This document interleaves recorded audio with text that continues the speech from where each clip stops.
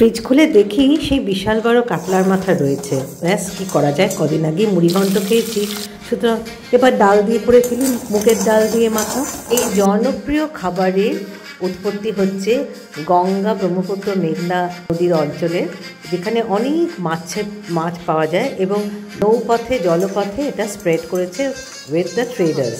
ডালটা শুকনো কড়াইতে নেড়ে চেড়ে, লাল হবে না বা কালো হবে না, গ্যাসটা সিম করে ভাজতে হবে। তারপর ভালো করে ধুয়ে প্রেসার কুক করতে হবে। মিনওয়াইল মাছের মাথাটাকে ভেজে নিতে হবে।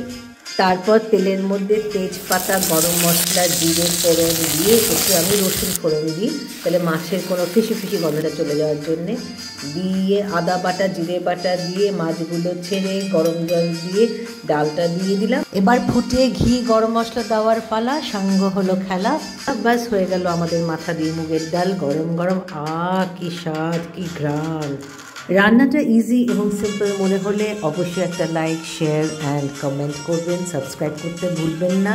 আপনাদের অ্যাপ্রিসিয়েশন আমাকে উৎসাহ দেবে আরও নতুন এবং পুরনো রেসিপি আপনাদের কাছে তুলে ধরার জন্য।